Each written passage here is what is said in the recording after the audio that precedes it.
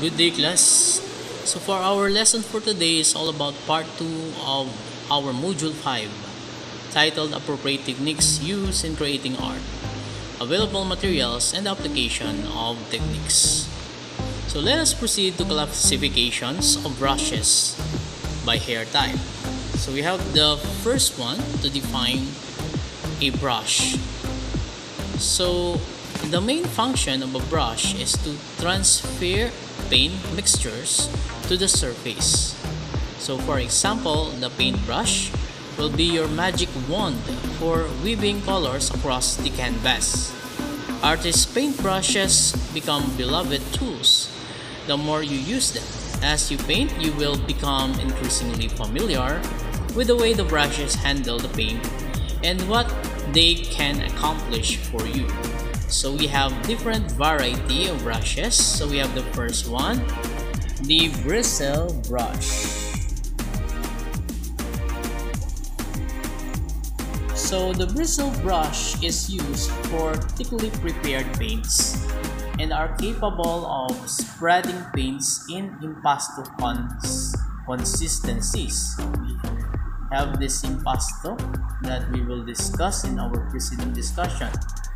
Its characteristic stiffness, on the other hand, can damage transparent watercolor because this scrubbing or this scumbling action tend to loosen the pigment. So the bristle brushes are made of thicker, stronger, and sometimes rougher hair. They originally came from animals such as wild dogs, but now synthetic bristle brushes are very common. Bristles are great because they can hold a lot of paint.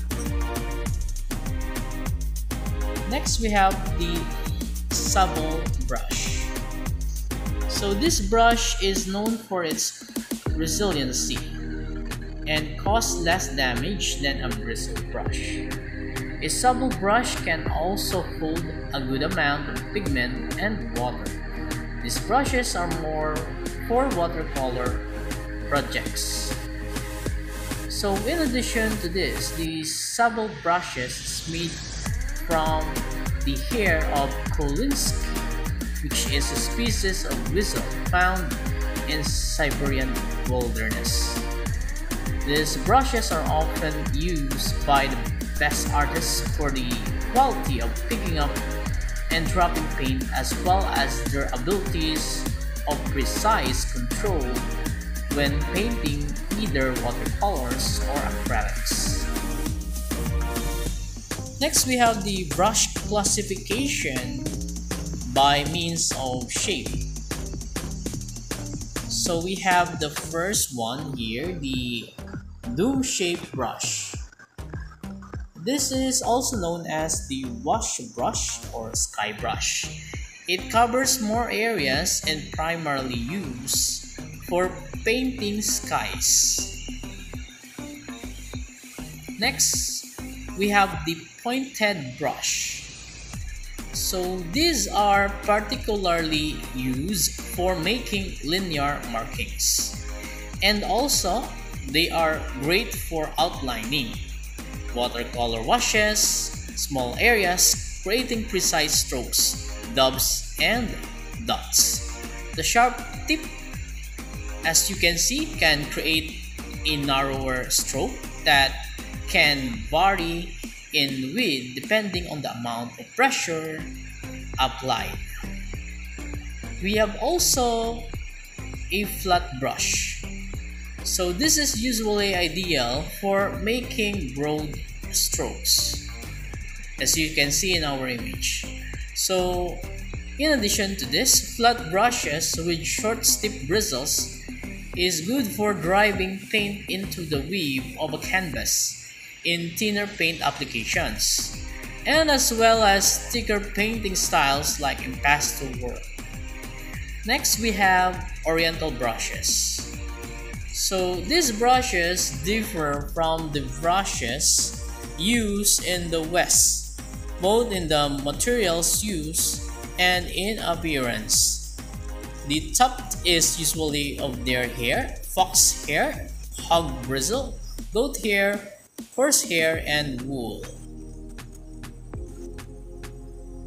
So this oriental brushes comes from the vivid and varied calligraphic style of Chinese brushstrokes that comes from the combination of three things: a soft absorbent brush, soaked in a strong Chinese or Indian ink, and the permeability of Chinese, or what we call this, the rice paper.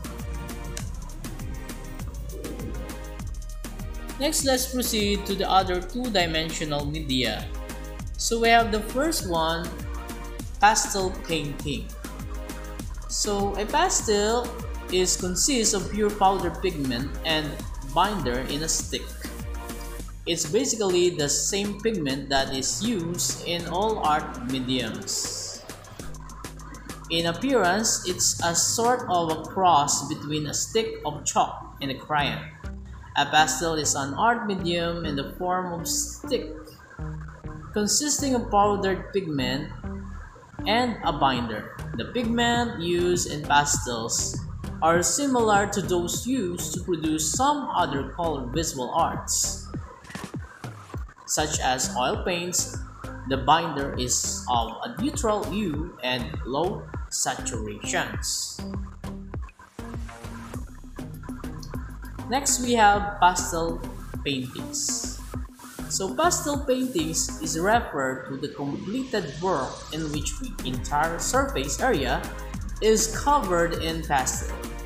Because of pastel's exquisite blendability, it can be combined with their luscious texture. Finished artworks often emanate the same depth and richness as paintings. So a pastel painting therefore is a medium that straddles the line between painting and drawing. The finished pieces can look just as luscious and luminescent as paintings, yet the process to create them resembles drawing more than painting.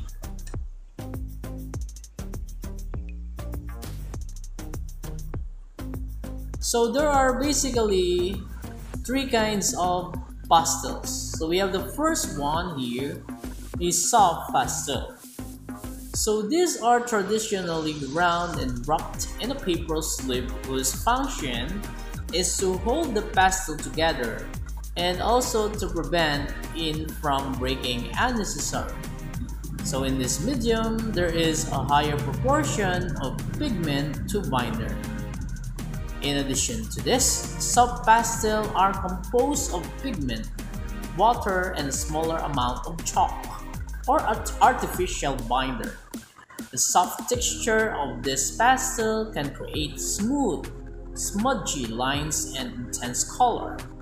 Soft pastels cannot be mixed on a palette, and for this reason, many artists use an extensive range of colors. Soft pastels are the traditional form of pastels and also most of the time being used. They have a very high concentration of pigment that is held together by the less amount of gum binder as possible. As a result, they crumble very easily, but their colors are wonderfully intense, as you can see in our image. Next, we have a hard pastel. So a hard pastel are sometimes referred to as chalks. They have no paper sleeve and are usually square. More binder is added to make the stick stronger. So in addition to this, hard pastels are drawing sticks made of pigments, water, and chalk. Hard pastel create sharp, bright lines on light and dark papers. And some hard pastels can be sharpened, although they can't hold a fine point like a pencil does. So because they are more stable, hard pastels are especially suited to drawing techniques and working on location.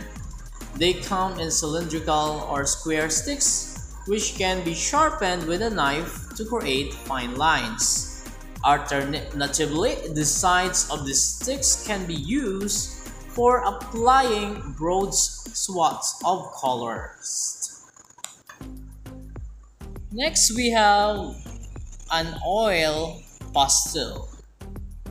The pigment is bound in oil. It can be brushed around on the support when moistened with turpentine or white spirit. Oil pastels are also wrapped in paper to hold it together and prevent breaking. In addition to this, an oil pastel is a painting and drawing medium formed into a stick which consists of pigment mixed with a binder mixture on a non-drying oil and wax. In contrast to other pastel sticks which are made with a gum or metal cellulose binder, and in contrast to wax crayons which are made without oil. So why do artists use oil pastels? So for the reason that the oil pastels are considered a fast medium because they are easy to paint with and convenient to carry. For this reason, they are often used for sketching but can also be used for sustained works. Next, we have techniques of manipulating pastel. So we have the first one here, the stippling. So this is the application of pastel in a broken pattern of small marks to produce an attractively play of colors, as you can see in our example image. So stippling is a technique that basically just means lots of tiny dots, the same as what we did in our pencil drawing techniques. So in addition for that, in pastel, stippling is frequently used to put lots of dots next to each other, so that when you step back from the painting pulls your eyes into mixing the colored dots together. Next we have the imposter. So in this technique, pastel is pressed hard on the support so as to leave a thick opaque deposit of pigment. Imposter is a technique used in painting where paint is laid on an area of the surface in very thick layers, usually thick enough that the brush or painting knife strokes are visible. Paint can also be mixed right on the canvas. When dry, imposter provides texture. The paint appears to be coming out of the canvas. Next, we have the graffiti. So this technique is effective for oil pastel. This involves scraping of color to reveal the tone of the support using a blunt pen knife. Graffiti, an Italian for scratch, is an example of visual art that is used as a technique in painting, pottery, and glass works, which consists of putting down a preliminary surface, covering it with another, and then scratching the superficial layer in such a way that the pattern or shape that emerges is of the lower color, as you can see in our example or in our image here in our presentation. Next we have Discomfort. So this is a technique that involves building up pastel painting in layers. The side or the blunt tip of a soft pastel is lightly drawn across the surface of the paper to create the effect of a delicate veil of color through which the underlying color is also visible.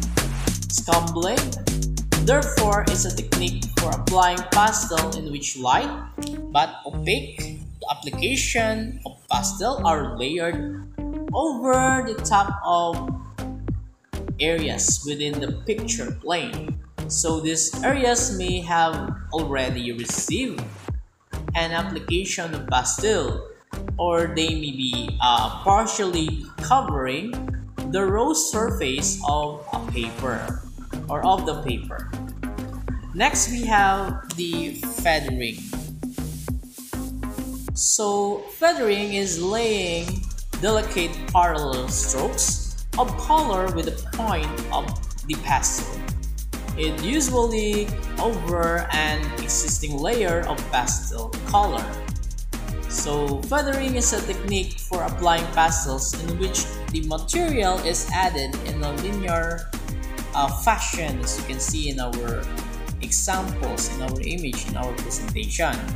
The lines that are created may follow the cross contours of the subject, adding to the illusion of the form, but they don't have to.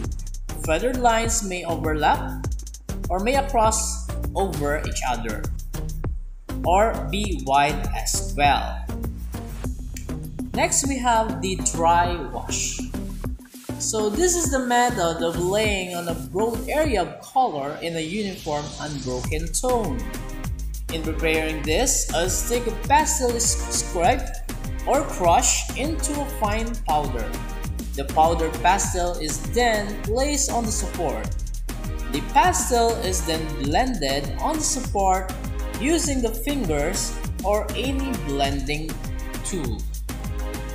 Dry washing is a technique that can smooth that color out.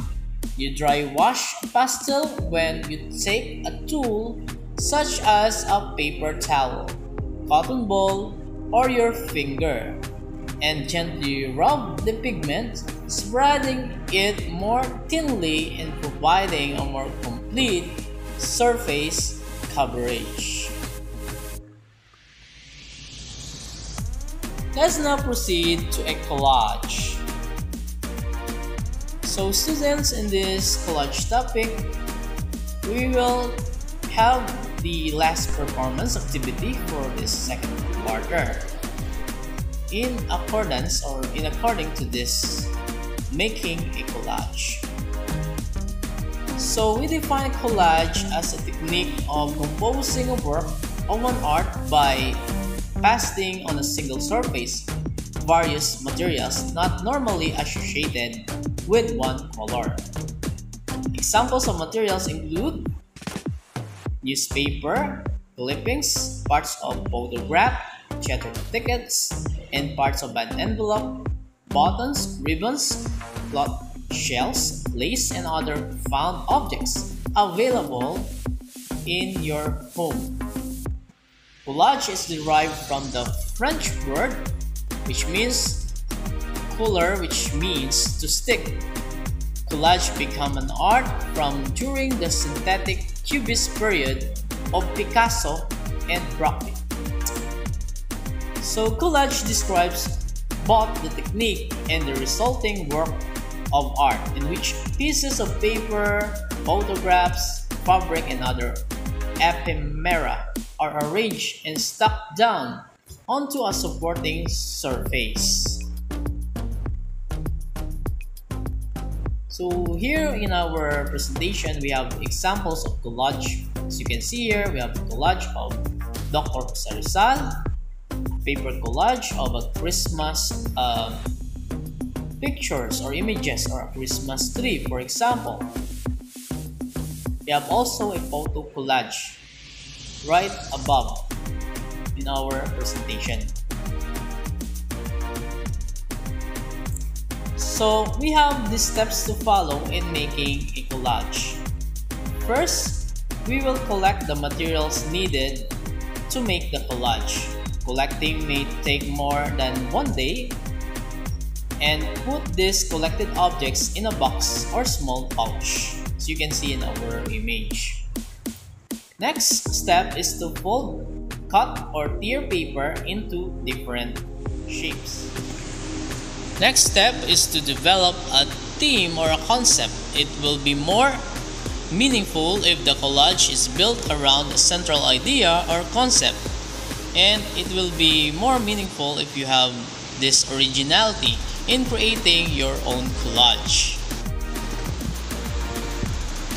Next step is considering adding embellishments like ribbons, beads, string, feather, or fabric. Next is to figure out what support will be used for the collage. It should be stronger enough to handle the weight of the objects, and it should be easy to display. Next step is to assemble the pieces and map out what objects should be glued where. Move away from the arrangement for a better perspective of the collage. Make the changes before objects are finally glued to the support. And the last step is to let the collage dry and display the finished work. Next, we will proceed to printmaking. So in printmaking, it uses a transfer process to make multiples from an original image or template. The multiple image or images are printed in an edition, with each print signed and numbered by the artist. All printmaking mediums result in images reversed from the original. Print results depend on how the template or matrix is prepared. So, in addition to this, printmaking is an artistic process based on the principle of transferring images from a matrix onto another surface, most often paper or fabric. Traditional printmaking techniques include woodcut, etching, engraving, and lithography that we will discuss in our preceding slides, while modern artists have expanded available techniques to include screen printing. So the process of printmaking involves the three stages. So we have the first one, creating the matrix or the printing plate. So the plate may be made of metal, wood blocks, stone slabs, or silk screens. The image created by the artist on the plate should be the mirror image of the final print. Numbers and letters, for instance, must be positioned backwards on the matrix. In preparing a matrix of wood or stone, the following steps may be undertaken.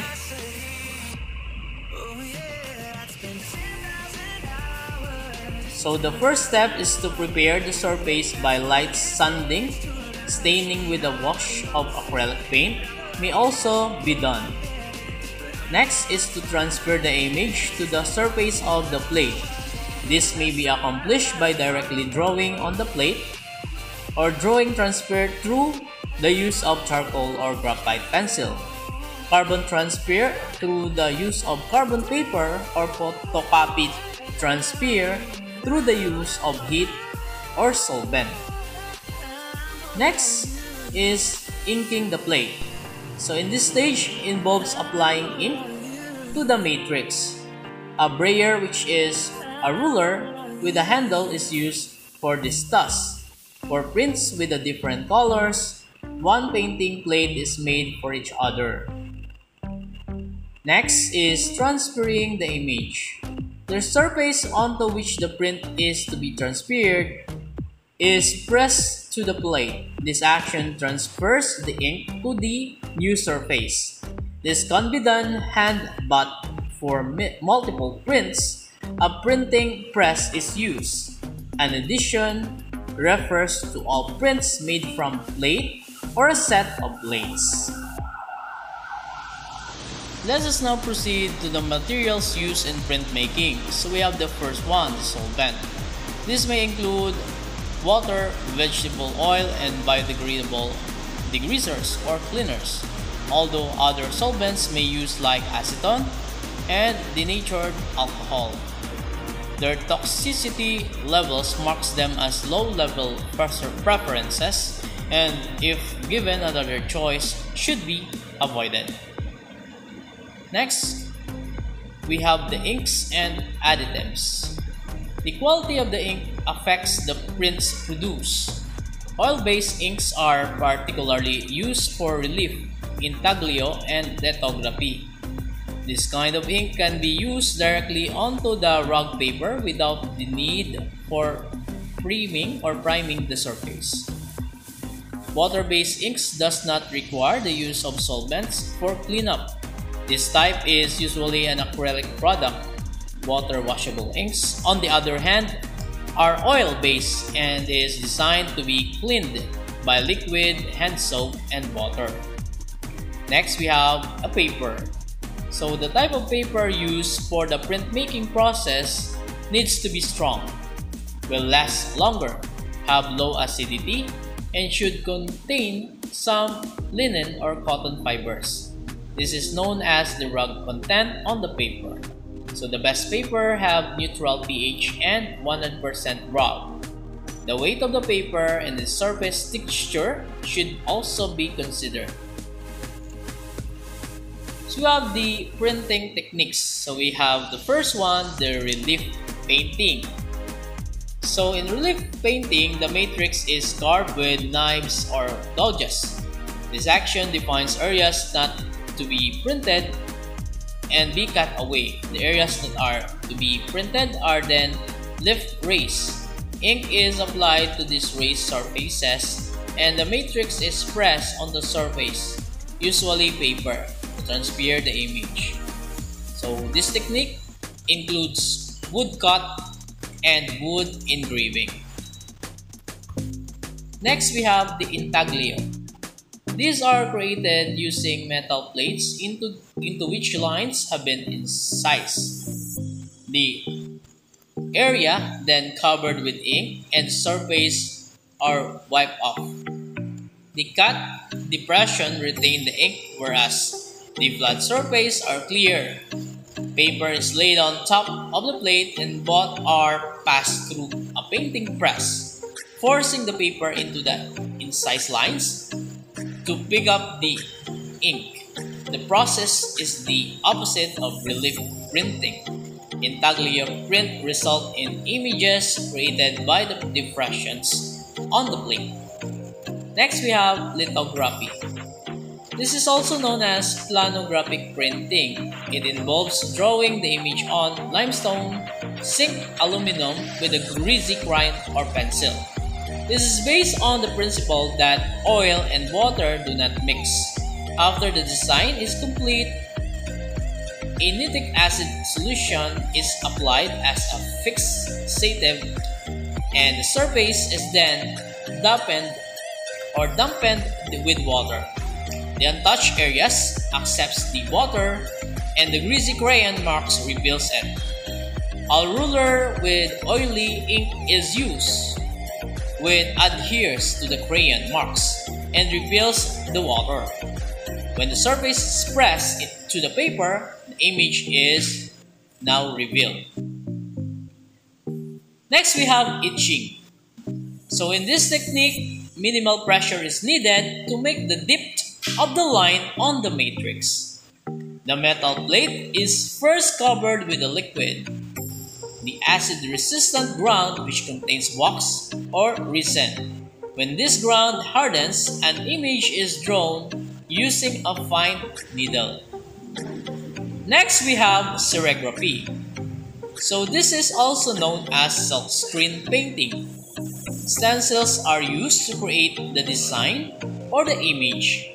So the images are produced using paints or ink.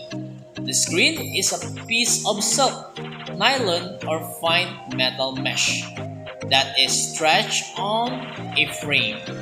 The stencil is affixed to the screen and paper or canvas is placed underneath.